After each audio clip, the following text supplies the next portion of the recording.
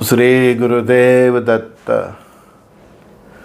मैंने अपने एनआरआई के मित्रों के लिए कई वीडियो बनाए हैं, तो आप मेरे लिस्ट में सब देख लेना। उसमें एक बात मैंने बताई आपको कि ये जो भी यूरोप में लोहियार क्रांति हो रही है, हमारे एनआरआई भाइयों बहनों के साथ जो भी दुर्घटनाएं हो रही है, किसी को गैस स्टेशन पे खड़ा होता है उधर मार देते हैं गोली चला के, कोई बस स्टैंड पर लड़के खड़ा है तो उधर मार देते हैं, मॉल में जाके मार देते हैं, अपनी शॉप पे अपने मोटल पे जाके बस उधर जाके मार देते हैं।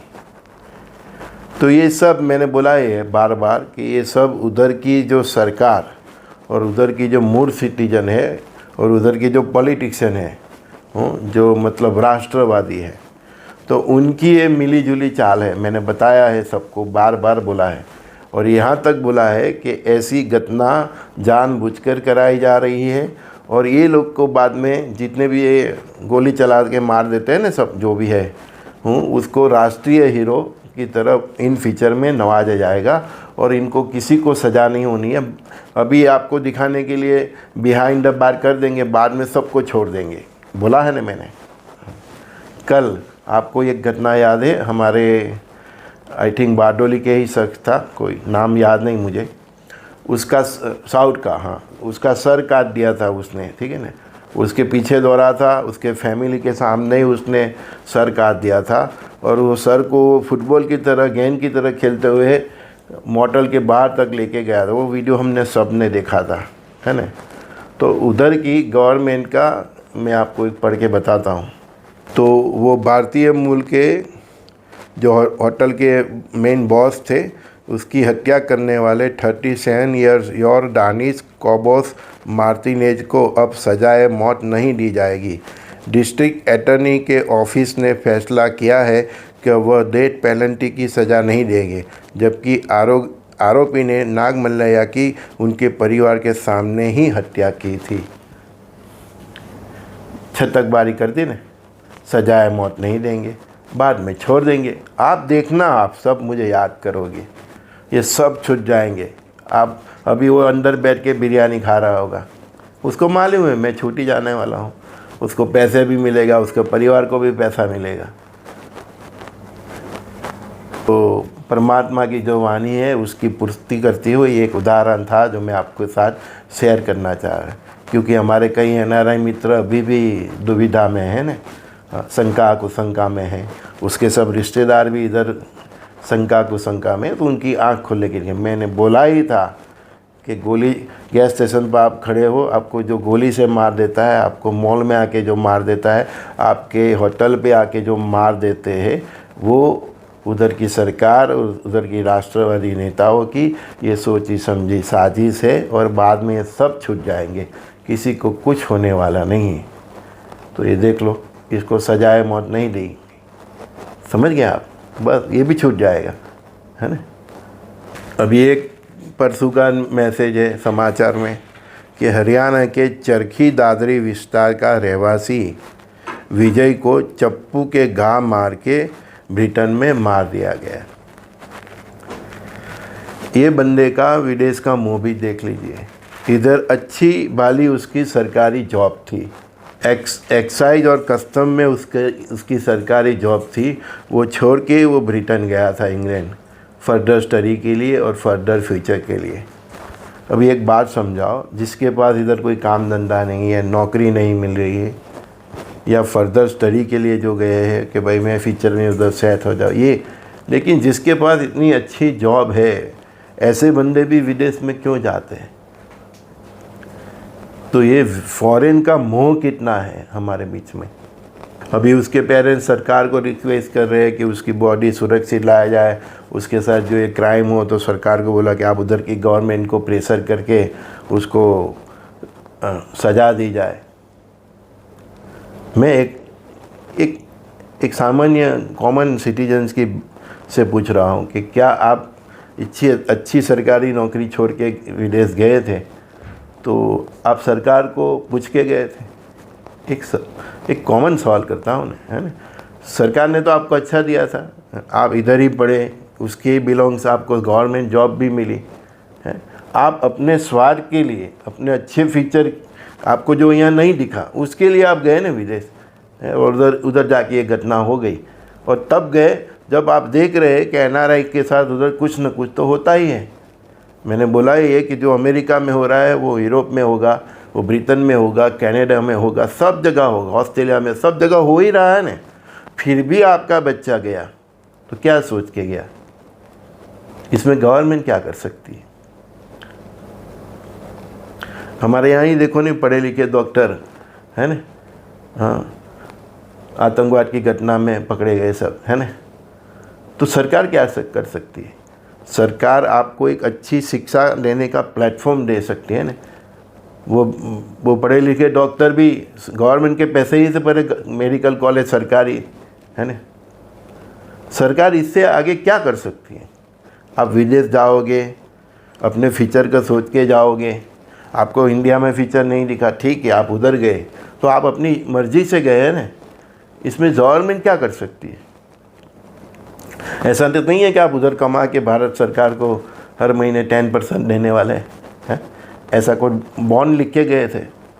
मैं एक आज अजीब बात कर रहा हूँ ना, है ना, लेकिन मैं, आप सब सोचो, आपके बच्चा पढ़ता इधर है, ठीक है, 12वीं कक्षा तक या इंजीनियरिंग या मेडिकल कॉलेज का जहाँ तक इधर पढ़ता है। कहीं ज़्यादातर लोग गवर्नमेंट के पैसे से पढ़ते हैं, कोई प्राइवेट में पढ़ते हैं। लेकिन आप विदेश जाते हैं, इधर फिर आप डॉलर में कमाते हैं, जो भी करेंसी में कमाते हैं, उसमें से आप गवर्नमेंट को क्या दे देते हैं, भारत सरकार को क्या दे देते हैं, वो तो बताइए आप मुझे। मैं आप और सबकी बात कर रहा हूँ। हम क्या दे देते हैं भारत सरकार उधर? बल्कि आप दिक्कत में आ जाते तो भारत सरकार, वो यूक्रेन में सब बच्चे फंस गए थे तो भारत सरकार को भेजना पड़ा, स्पेशल चार्टर प्लेन, ये सब है। आप भारत सरकार को क्या दे देते हैं? सबके पेरेंट्स तो टैक्स भी नहीं देते हैं। चलो, उसके पेरेंट्स ने टैक्स दिए, उससे पढ़ लिख गया, ठीक है, सरकारी कॉलेज में पढ़ लिया, आगे फर्दर स्टडी के लिए आप इंग्लैंड गए, अमेरिका गए, कोई राष्ट्र में कहीं पर गए, उधर आप फिर लाखों में कमाते हो। आप क्या दे देते हो भारत सरकार को? कभी आपकी मातृभूमि के लिए आपने कुछ मतलब अपनी फ़र्ज अदा की? कहीं करते भी होंगे, लेकिन मैं फिर भी पूछ रहा हूँ, कितने कर रहे हैं? और दिक्कत में आते तो सरकार को बोलते हैं प्लेन भेजो, जहाज़ भेजो, हमको बचा लो, बचा लो। आज का जो माहौल है, विश्व की जो परिस्थिति है, वो सब नज़र में रख के हमको करना चाहिए ना। सरकार सब कुछ कितना बताएगी? सब परिस्थिति आपके सामने है। सरकारी रिकॉर्ड के हिसाब से जो न्यूज़ में आया है, मैं बता रहा हूँ, दिव्य भास्कर न्यूज़ में, कि 2020 से 2024 तक विदेश में 91 इंडियंस पे अटैक हुए हैं। 91। इसमें चाकू से हमले, गोलीबारी से, जातीय मतलब सतामणी से, और रहस्य डेथ, बहुत कुछ गहरा है। अभी आपने देखा था कि ऑस्ट्रेलिया में वो भारतीय मूल के सौरभ आनंद पर मेलबोर्न के सेंटर स्क्वायर शॉपिंग सेंटर के बाहर जो जीवलेन अटैक हुआ था, उसमें सौरभ का हाथ का पंजा ही काट दिया था। तो ये सब न्यूज़ आप पढ़ते ही हैं ना, फिर भी आपके बच्चे जाते हैं ना, वो इधर हमारी पोस्ट पे कमेंट्स करते हैं ना। सबके साथ थोड़ा होता है, करोड़ों में 1-2 के साथ होता है। हाँ, तो फिर वो आप ये समझ के गए और आपके साथ ऐसा हो गया, तो अब गवर्नमेंट क्या करे? गवर्नमेंट क्या करे? वहाँ की गवर्नमेंट भी क्या कर लेगी? उसको वो तो मैंने बताया, दिखावा के लिए सजा करेगी। वो अपना सिटीजन है, उसके अंदर भी क्रोध है कि ये सब विदेश से आ गए हैं, हमारा रोजी रोटी छीन गई है। जैसे हमको रोहिंग्या पे गुस्सा है, वैसे उनको आप पे गुस्सा है। तो गवर्नमेंट भी क्या करेगी उनके ऊपर? उनको तो उनके सिटीजन के साथ ही मतलब रहना पड़ेगा ना। जैसे हमारे लिए रोहिंग्या है, बांग्लादेशी है जो घुस गए, आप सब बता रहे हैं कि वो भी हमारे रोजी रोटी छीन ले रहे हैं, और छीनी भी है ना। तो वैसे आप उनके लिए हैं, तो उधर की सरकार भी क्या करेगी? मेरा आप सबको फिर भी एक एडवाइस है कि 2022 के बाद जो भी गए हैं ना, तो समझो उनको पेरेंट्स ने, जो भी जितने भी पेरेंट्स ने अपने बच्चों को भेजा है या पेरेंट्स खुद गए, वो सब जान हथेली पे लेके ही गए। 2022 के बाद जो भी गए हैं मेरे मंतव्य से, तो उनका दुर्भाग्य है कि जो ये देश और मिट्टी को छोड़ के गए हैं। अभी भी जो पेरेंट्स अपने बच्चे को फर्दर स्टडी के लिए, जॉब के लिए भेज रहे हैं, तो सो बी केयरफुल। मेरे हिसाब से आप सबको 2025 तो भी एंड होने आया, लेकिन 2026 से 32 तक सोच समझ के भेजिएगा, नहीं तो आपका पैसा बर्बाद होगा, आपका समय बर्बाद होगा और जान हथेली पे आएगी वो अलग से। 27 के बाद तो सबको मालूम हो जाएगा कि विदेश में हमको रहना है कि नहीं रहना है या वापस आना है। सब परिस्थिति 27 अंत तक तो सब क्लियर हो जाएगी। हो सके तो तब तक मेरी तो यही इच्छा है कि 2032 तक थोड़ा संभाल के, ठीक है ना, 2032-33 के बाद ही सोचेगा कि उस टाइम की परिस्थिति को देख के कि हमको विदेश जाना है, उधर सेटल होना है या इंडिया में ही सेटल होना है। 2032-33 के बाद तो जो हम लोग देख रहे हैं, भारत का सुवर्ण काल शुरू हो जाएगा, तो जो विदेश में बचे कुचे होंगे वो भी भारत आ जाएंगे। तो जाने की बात तो बहुत दूर है, लेकिन तब तक जो लोग ये कोशिश करेंगे उनका पैसा बर्बाद होगा। कई लोग ज़मीन बेच देते हैं, अपनी जायदाद बेच देते हैं, बंगला बेच देते हैं, बैंक का कर्जा लेते हैं, सब गिनती उल्टी हो जानी है। हाँ, बच्चा भी वापस आएगा और बैंक की लोन भी नहीं चुका पाएंगे। तो ये 26 के 32 तक का वक्त ही ऐसा है। फिर भी आपके बच्चे को यहाँ जॉब नहीं मिल रही है, उधर जॉब मिल गई, तो देखो ये परिस्थिति देखो। ये हरियाणा का बच्चा, इधर अच्छी जॉब थी, उधर गया, क्या हो गया? आप क्या कर लोगे उसके साथ? आपका बच्चा तो चला ही गया ना। इससे अच्छा है कि ये वक्त की नाजुकता समझते हुए, इससे अच्छा है कि आपका बच्चा आपके पास रहे। इधर डॉलर में पैसा मिलता है तो इधर रुपया में, करेंसी में मिले।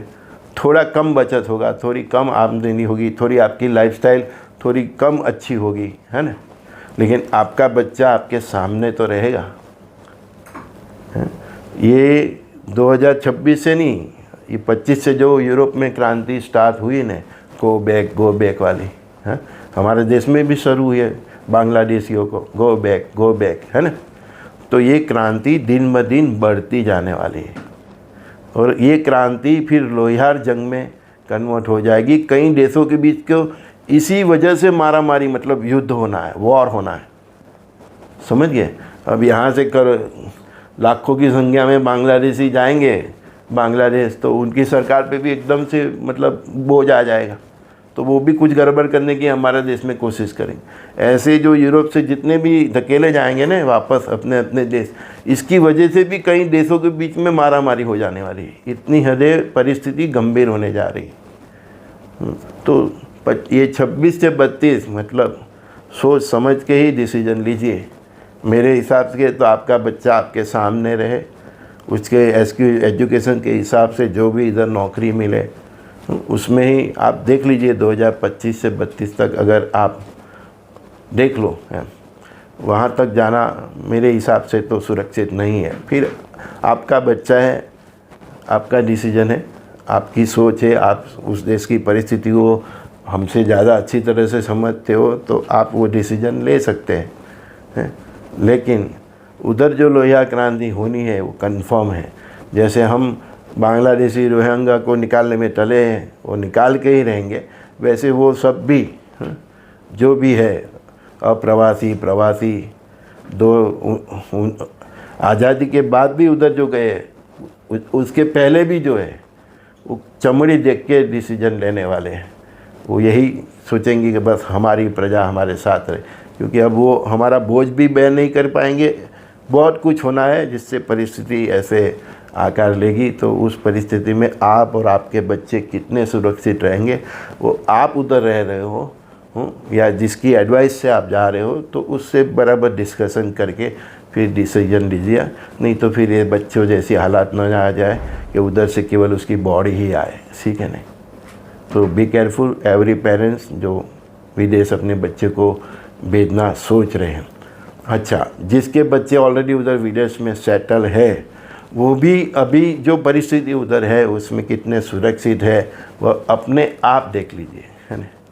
हाँ, अगर आपको ऐसा लगता है कि नहीं अभी दिक्कतें नहीं है तो आप करिए काम, ठीक है नहीं। लेकिन वो परिस्थिति का जजमेंट आपको खुद को करना पड़ता है ना, और उसके हिसाब से। लेकिन जो बताया है मैंने, जो परमात्मा की वाणी है, जो इसके हिसाब से बता रहा हूँ कि NRI will be must come back, तो आप वो परिस्थिति में सब कुछ मतलब देख लीजिए, प्लान बी देख लीजिए, अपने जीवन की रक्षा देख लीजिए, आप किस तरह से सुरक्षित रहते हैं, सब पैरामीटर्स आप देख लीजिए, फिर डिसीजन लीजिए।